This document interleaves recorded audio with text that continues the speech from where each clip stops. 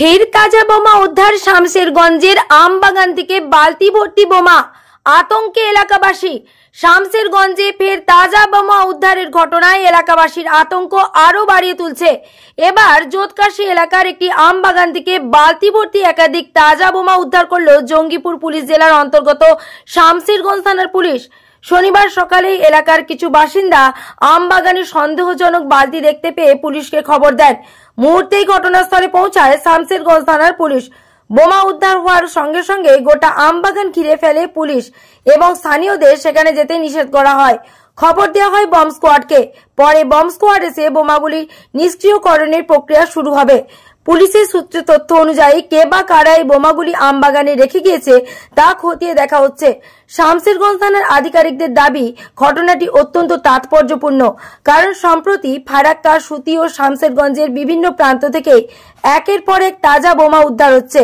ফলে পুরো জঙ্গিপুর পুলিশ জেলাতেই নিরাপত্তা ব্যবস্থা জোরদার করা হয়েছে।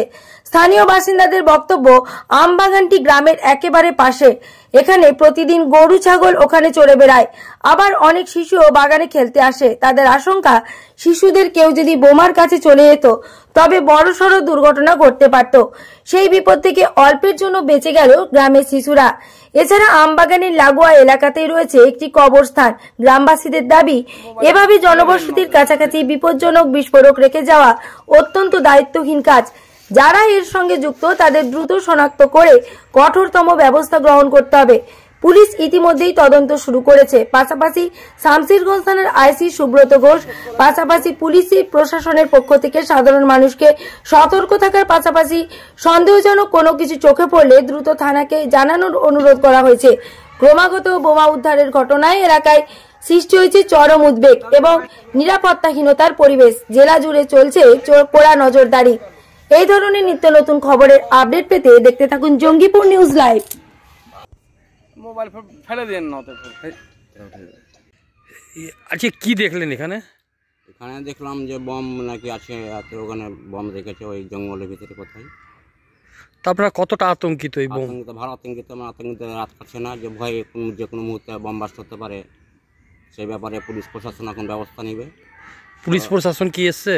এখন পর্যন্ত আসেনি, কিন্তু শুনেছি যে আসবে নাকি। এখন পর্যন্ত আসেনি। এখন আপনার সিভিল পুলিশগুলো মানে পাহারা দিয়ে আছে। সেই ব্যাপারে মানে আমরা খুব আতঙ্কিত হয়ে আছি।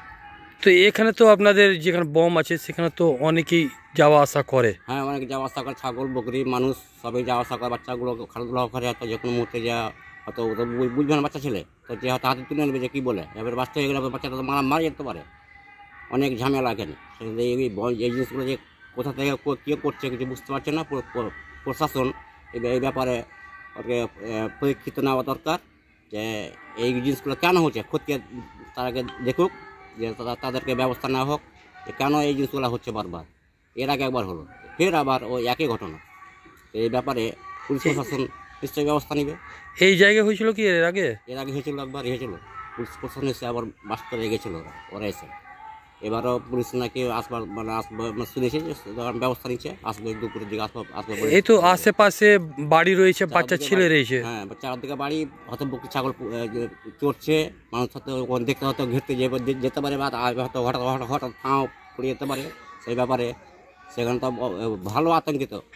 কিন্তু এখন পর্যন্ত পুলিশ এখন পর্যন্ত আসেনি, কিন্তু আসবে বলেছে যে আসবো, যে আপনার দেখছি খতিয়ে দেখবো, সেই ব্যাপারে ব্যবস্থা আমরা নিব। এখানে তো পুলিশ প্রশাসনের লোক রয়েছে। হ্যাঁ, লোক রয়েছে, মানে সিভিল পুলিশগুলোকে পাহারা দিয়ে রেখেছে, যে সিভিল পুলিশ কী করছে আবার দেখার জন্য পাহারা দিয়ে রেখেছে।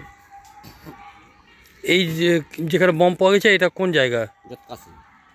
জোতকাশী, জোতকাশী শামশেরগঞ্জ ব্লকের জোতকাশী। শামশেরগঞ্জ ব্লক জোতকাশী।